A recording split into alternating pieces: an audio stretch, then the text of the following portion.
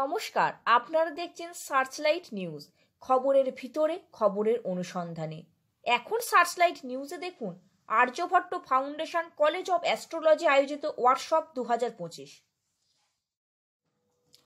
1 March মহাজাতি সদনের annexe হলে আর্যভট্ট ফাউন্ডেশন কলেজ অব অ্যাস্ট্রোলজির পক্ষ থেকে জ্যোতিষ ও জ্যোতিষচর্চার সঙ্গে যুক্তদের নিয়ে আর্যভট্ট ফাউন্ডেশনের প্রতিষ্ঠাতা রাজ জ্যোতিষ পণ্ডিত অনিমেষ শাস্ত্রীর উদ্যোগে আয়োজিত হয়েছিল একদিনের একটি কর্মশালা, যেখানে উপস্থিত ছিলেন ফাউন্ডেশনের প্রতিষ্ঠাতা অনিমেষ শাস্ত্রী সহ জ্যোতিষ লব ঘোষ, শুভ্রজিৎ, দিশারি ঘোষ, ব্রহ্মানন্দ, রাজীব ব্যানার্জি, আনন্দ, পরিতোষ ব্যানার্জি, সুখেশ শাস্ত্রী সহ ফাউন্ডেশনের কোর কমিটির সমস্ত সদস্যরা এবং ফাউন্ডেশনের ছাত্রছাত্রীরা।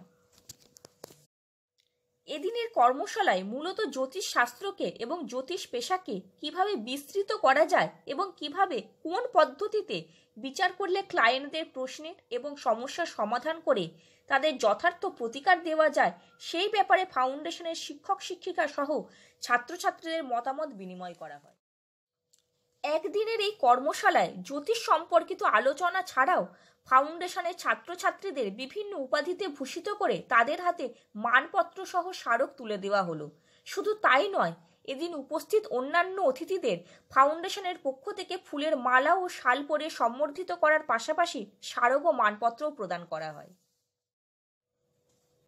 অনুষ্ঠানের শুরুতে মঙ্গল প্রদীপ প্রজ্বলন করে ও মঙ্গলাচরণ স্তোত্র পাঠ করে শুভ সূচনা করলেন পণ্ডিত অনিমেষ শাস্ত্রী সহ সঙ্গীতা তালুকদার এবং কোর কমিটির সদস্যরা। এদিনের কর্মশালায় যারা যোগ দিয়েছিলেন তাদের প্রত্যেককে মেমেন্টো সহ শংসাপত্র প্রদান করা হয়। এদিনের কর্মশালা শেষে উপস্থিত জ্যোতিষ ও ছাত্রছাত্রী ও জ্যোতিষ অনুরাগীদের নিয়ে এক কুইজ কন্টেস্ট করা হয়, যেখানে সফল উত্তরদাতাদের দুখানি করে জ্যোতিষ সংক্রান্ত বই উপহার দেওয়া হয়। আসুন এখন আমরা সরাসরি পৌঁছে যাই কর্মশালার আয়োজক তথা আর্যভট্ট ফাউন্ডেশনের কর্ণধার ও প্রতিষ্ঠাতা রাজ জ্যোতিষ পণ্ডিত অনিমেষ শাস্ত্রীর কাছে। তার মুখ থেকে শুনে নিই এদিনের কর্মশালা সম্পর্কে। এই যে আমাদের জ্যোতিষের যত জ্যোতিষী আছে, একজন জ্যোতিষী যে প্রেডিকশন করবে সব জ্যোতিষী সেম প্রেডিকশন করবে। জ্ঞান যাতে সবার সম্পূর্ণ একই থাকে। এ বলছে নীলা পড়ো, ও বলছে চুনি পড়ো, এটা যেন না হয়। ও বলছে ও ফেল করবে, ও বলছে ও পাস করবে, এটা যেন না হয়। সবাই এক ছন্দে এক কথা বলবে। ছাত্রছাত্রীদের উদ্দেশ্যে কি বার্তা আজকে পৌঁছে দিলেন এই ওয়ার্কশপের মাধ্যমে? জ্যোতিষ শিখে জ্যোতিষ করো। আর আগামী দিনে আর্যভট্ট ফাউন্ডেশনের আর কি কি উদ্যোগ হচ্ছে? উদ্যোগ এটাই, আমরা প্রত্যেক বছর একটা ওয়ার্কশপ করি, ওয়ার্কশপটা বাড়াবো। আমাদের সেমিনার যেমন হয় তেমনই হবে। আর যে কালার দুদিনে হয়, কালার থেরাপি নিয়ে আপনি বলছেন যে পাথর তেমন কাজ করে না, কিন্তু তার কালারটা কাজ করে, সে সম্পর্কে কি বলবেন? পাথর তো আমরা পড়ি কেন, পাথর হ্যাজ এ পার্মানেন্ট কালার এবং গোল্ড রিং। এই পার্মানেন্ট কালারের জন্য আমরা পাথর দিই। তো পাথর তো কাজ করে না, কালারটা কাজ করে। এটা কালার থেরাপি, কালারটা কাজ করে। তো যে কারণে তুমি যত বড়ই পাথর করো, তোমার যদি কালার সেট না হয় ডিগ্রি অনুসারে, এভরি প্ল্যানেটে হ্যাজ আ ওন ডিগ্রি, তাদের একটা ডিগ্রি প্রাপ্তি ঘটে দ্রাঘিমাংশে। ওই ডিগ্রির ওপর বেস করে কালার সৃষ্টি হয়। ওই কালার যদি দেওয়া যায় তবেই পাথরটা কাজ করবে, নাহলে পাথর কাজ করবে। আজকের ওয়ার্কশপে একটা জিনিস লক্ষ্য করা গেল যে জ্যোতিষ এবং তন্ত্র মিলেমিশে একাকার হয়ে গেছে, সে সম্পর্কে কি বলবেন? দেখুন, জ্যোতিষ আছে বলে তার প্রেডিকশন, তন্ত্র যদি দেখে যে এই সমস্যার সমাধান আমাদের জ্যোতিষ নিয়ে তন্ত্র দিয়ে হবে, তো তন্ত্র করতে পারে। তন্ত্র একটা অথেন্টিক, কিন্তু কে করছে? যেমন কিছু ছুটকর্ম আছে, আজ ব্রহ্মানন্দ ভালো মতন বলেছে, কিছু ছুট আছে, ছটকর্ম বলে ওরা, যেটা নিজের জন্য করা যায়, অপরের জন্য করা যায় না। যেমন বশীকরণ বলে, এইসব আছে যেগুলো বিদ্বেষণ। আমি তো তন্ত্র করি না, আমি জানি না। বিদ্বেষণ, উচাটন, এইগুলো মারণ, সম্মোহনী, এই ক্রিয়াগুলো নিজের জন্য করা যায়। এই ক্রিয়াগুলো কখনোই অপরের জন্য করা যায় না। যারা অপরের জন্য করে তাদের ব্যাপার, আমি জানি না কেন। তাদের এই কর্মশালা নিয়ে কি বললেন আর্যভট্ট ফাউন্ডেশনের অন্যতম সদস্যা সঙ্গীতা তালুকদার? হয় হচ্ছে যাতে যেই বিষয়টা মানে এই জ্যোতিষ বিষয়টাকে আরো মানুষের মধ্যে ছড়িয়ে দেওয়ার জন্য কনফারেন্স তো প্রচুর হয়, সেখানে মেন থিংটাকে হচ্ছে যে গেলাম, সম্মান পেলাম, মেমেন্টো পেলাম, ব্যাচ পেলাম। আর কর্মশালা বা ওয়ার্কশপের উদ্দেশ্য হচ্ছে যাতে একজন যেটা জানে সেটা অপরজনের মধ্যে ছড়িয়ে দেয়, শেয়ার করে নিতে ইন্টারাক্ট, তর্ক বিতর্ক সবই হতে পারে সেটা। তো সেইটাই আমরা চাই যে যাতে আরো বেশি মানুষ এই জ্যোতিষের প্রতি আগ্রহী হয় এবং জ্যোতিষ ব্যাপারটাকে যেন টেকেন ফর গ্রান্টেড না নেয়, যে ও কিছু হচ্ছে না জ্যোতিষ করে, এটা যেন না করে। এটাকে যেন এমন প্রফেশন করে যে লোকে এরপর বলে যে আমি জ্যোতিষী, আমি জ্যোতিষ করি এবং এটা আমি গর্বের সাথে বলতে চাই যে আমি জ্যোতিষ করি। এটাই মানুষের কাছে আমি বলতে চাই যে আরো অনেক বেশি মানুষ কিন্তু পড়াশোনা করে আসুক, না শিখে অল্প জেনে অল্প বিদ্যা ভয়ঙ্করী হয়ে লাভ, জেনে আসুক, তাতে সবার মানে সাধারণ মানুষের যেমন উপকার হবে, জ্যোতিষীর নিজেরও উপকার হবে। এই যে বললেন যে পড়াশোনা করে আসুক, আমরা বর্তমানে দেখতে পাচ্ছি জ্যোতিষের প্রতি মানুষের আগ্রহ দিনের দিন কমে যাচ্ছে, আবার কিছু কিছু ক্ষেত্রে বাড়ছে। দুটো কারণ, কোনো জ্যোতিষী এতভাবে প্রতারিত করছে মানুষকে যার জন্য জ্যোতিষের প্রতি আস্থা কমে যাচ্ছে, আবার দেখতে পাচ্ছি হাতে গোনা কয়েকজন জ্যোতিষ কিন্তু চুটিয়ে তারা আজকে জ্যোতিষ কেটে যাচ্ছে। এইভাবে কি বলবেন? দেখুন, ব্যাপারটা হচ্ছে যে এখন যারা যে ক্লায়েন্টরা আসে, হ্যাঁ, তো আমি যেহেতু অনিমেষ শাস্ত্রীর সঙ্গে মানে তার চেম্বারেও বিভিন্ন চেম্বারেও থাকি, ক্লায়েন্টও হ্যান্ডেল করি, তো সেই কারণে আমি এই কথাটা বলতে পারবো যে মানুষ কিন্তু এখন শুধুমাত্র না জেনে বুঝে চলে আসে না, প্রচুর মানুষ জ্যোতিষ নিয়ে পড়াশোনা করছে, হয়তো তারা কোনো অ্যাপ্লিকেশন করছে না বা তারা হয়তো জ্যোতিষী করছে না প্রফেশন হিসেবে নেই, কিন্তু তারা জানে, মানে তাদের আগ্রহ আছে, যেমন শুনতেও আসছে স্যারের কাছ থেকে, কিন্তু তার সাথে সাথে তাদেরও আগ্রহ আছে জ্যোতিষ বিষয়। তারা অনেক কিছু বলতে পারে যে এটা হলে এটা হবে, ওটা হলে কেন ওটা হচ্ছে, তাদের কাছেও এই ইনফরমেশনগুলো থাকে। আর যারা প্রতারণা করছে সেটা তো এখন বলা মুশকিল, কারণ বিভিন্ন প্রফেশনেই এই ধরনের সব রকম মানুষ থাকে, নেগেটিভ পজিটিভ সব রকম মানুষ থাকে। তো সেখানে যারা মনে করেন যে মানুষকে অল্প কিছুদিনের মধ্যে অনেক টাকা ইনকাম করব, তারপরে তো তারা ফুরিয়ে যায়। এই বেকারত্বের দিনে জ্যোতিষকে কিভাবে পেশা হিসেবে মানুষ নিলে কতখানি সফল হবে বলে মনে করছেন? যদি সঠিকভাবে শিখে আসে এবং সঠিকভাবে চিন্তা ভাবনা করে আসে, পয়সা যেমন রোজগার করব, তার সাথে সাথে মানুষকে সঠিক বার্তা দেব এবং তারও যাতে উপকার হয়। মানুষকে প্রতারণা করে আমি জ্যোতিষ করবো এরকম যদি না ভাবে, তাহলে এই বেকারত্বের দিনেও মানুষ কিন্তু অবশ্যই এই পেশাকে ভালোভাবে গ্রহণ করতে পারবে এবং ভবিষ্যতে সফল হবে। কর্মশালা প্রসঙ্গে কি বললেন জ্যোতিষ শুভ্রজিৎ, তাই শুনুন এখন। সিরিয়াসলি জ্যোতিষটা করতে হয় এবং প্রফেশনালভাবে প্র্যাকটিস করতে হয়, তাহলে সাবজেক্টটা সিরিয়াসভাবে শিখতে হবে। আপনি ডাক্তারি পড়ুন বা ইঞ্জিনিয়ারিং পড়ুন বা গ্র্যাজুয়েশন পড়ুন, একটা টাইম পিরিয়ড থাকে 3 বছর, 4 বছর বা 5 বছর। তো সেরকম জ্যোতিষটাও একটা সাবজেক্ট, বরং এর থেকে অনেক বড় সাবজেক্ট, সমুদ্রের মতো সাবজেক্ট। সুতরাং জ্যোতিষটা শিখতে গেলে তার পেছনে আপনাকে সময় দিতে হবে, অ্যাটলিস্ট 3-4 বছর। যেমন ডাক্তার ইঞ্জিনিয়ারিংয়ের কোর্স, আপনি নিশ্চয়ই মেডিকেলে ভর্তি হয়ে বলবেন না যে প্রফেসর যে 1 বছরের মধ্যে আমাকে কমপ্লিট করে দিন, সেটা হবে না। সেরকমই আপনি যখন জ্যোতিষ কোনো জায়গায় শিখতে যাবেন, তখন নিশ্চয়ই তাদের কাছে আশা করবেন না আপনি 6 মাসে হয়ে যাবে, সেটা না। জ্যোতিষ শেখার পরে আপনার প্র্যাকটিস করতে হবে, যে এক্সপিরিয়েন্স, সেই অভিজ্ঞতার পরে কয়েক বছর পরে গিয়ে কিন্তু আপনি সঠিক প্রেডিকশন করতে পারবেন। এবং যখনই আপনি সঠিক প্রেডিকশন করতে পারবেন, তখনই মানুষ কিন্তু আপনার কাছে আসবে, আপনার কাছে বিশ্বাস করবে, তখনই আপনি কিন্তু as a successful professional astrologer হবেন। না হলে কিন্তু শুধু না শিখে কিছু লাভ নেই।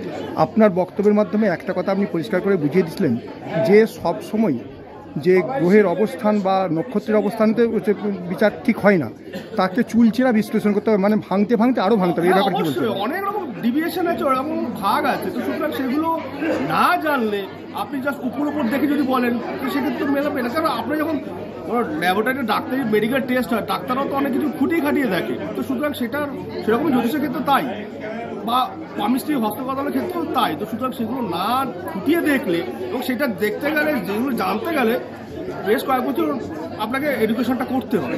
চটজলদি রাতারাতি কিন্তু এটা কেউ হয়নি, যদি কেউ এটা ভেবে থাকেন তার এটা ভুল ধারণা। জ্যোতিষ ও তন্ত্র নিয়ে কর্মশালায় কি বললেন ব্রহ্মানন্দ, তাই শুনুন এবার। তন্ত্র জ্যোতিষের সঙ্গে এখন ভীষণভাবে কানেক্টেড। প্র্যাকটিক্যালি এখন তন্ত্র জ্যোতিষশাস্ত্রের প্রতিকারের একটা পার্ট হিসেবে ব্যবহার হচ্ছে, একদম পরিষ্কার।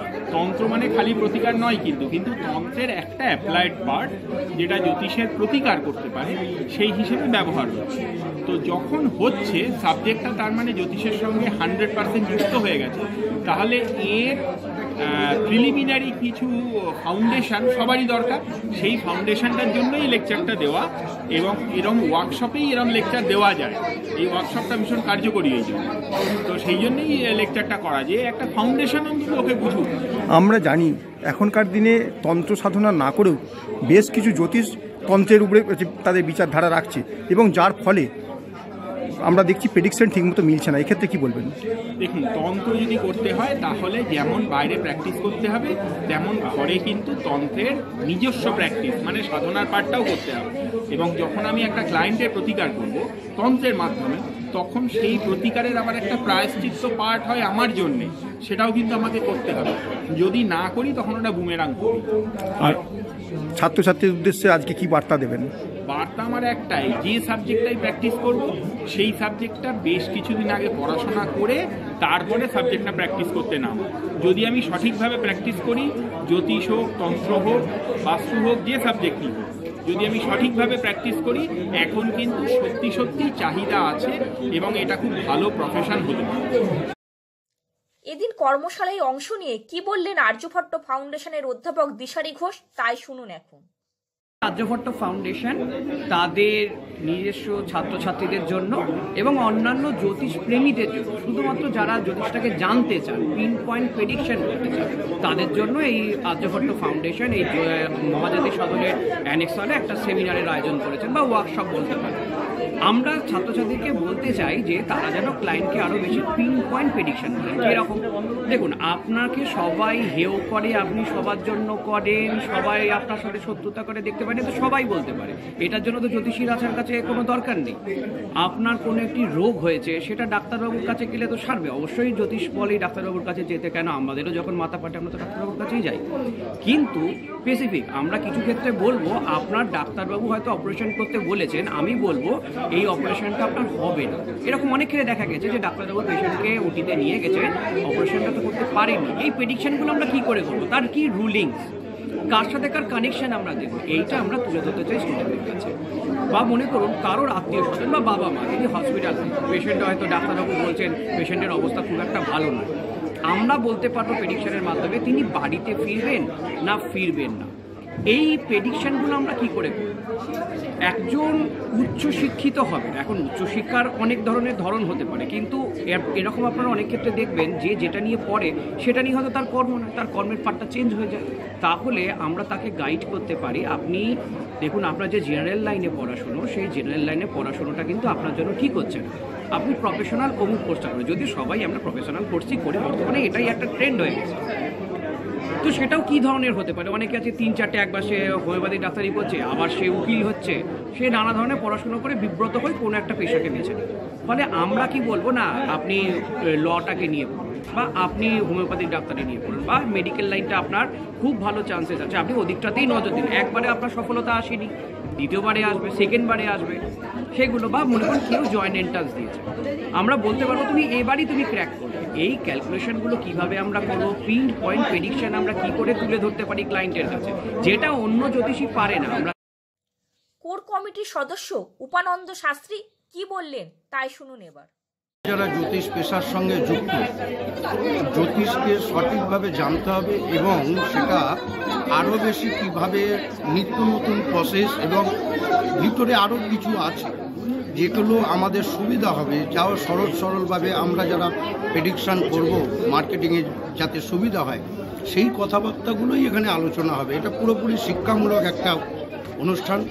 এখানে জ্যোতিষ আঙ্গিকে বা জ্যোতিষের সঙ্গে জড়িত বিষয়ের ওপর পুঙ্খানুপুঙ্খ আলোচনা হয়।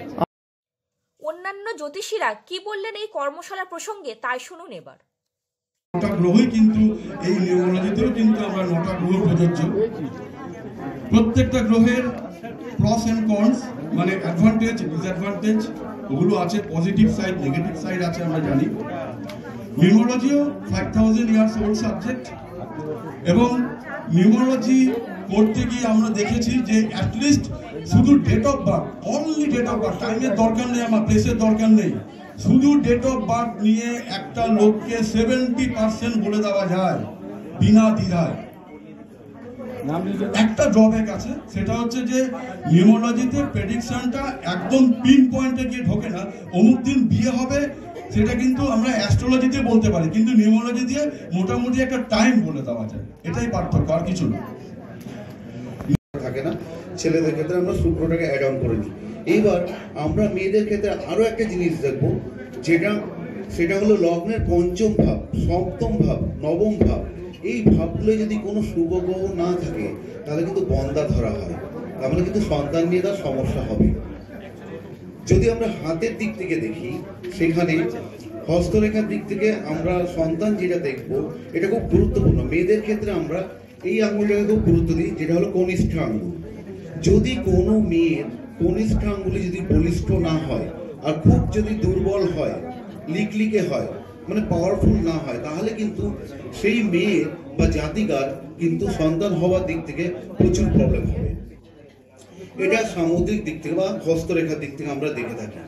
আবার পুরুষের ক্ষেত্রে কিন্তু এর অপোজিট হয়ে যাবে। পুরুষের ক্ষেত্রে আমরা কি দেখবো? আমরা বৃদ্ধাঙ্গুলি অর্থাৎ থাম। যদি কোনো পুরুষ মানুষের আপনি দেখেন যে তার বৃদ্ধাঙ্গুলি খুব লিকলিকে বা খুব একটা পাওয়ারফুল নয়, মানে অপোজিটে যদি আপনি টানেন, যদি ও ঘুরে চলে আসে কবজির দিকে, সেক্ষেত্রেও কিন্তু খুব খারাপ। বা খুব নমনীয় যদি হয়, মানে নরম বৃদ্ধাঙ্গুলিটা, সেক্ষেত্রে কিন্তু সেই পুরুষের কিন্তু সেক্সুয়াল ক্ষমতা প্রবলেম থাকবে এবং শুক্রাণুর কোনো সমস্যা থাকবে, যার প্রভাবে কিন্তু তার সন্তান হওয়ার দিক দিয়ে সমস্যা হবে।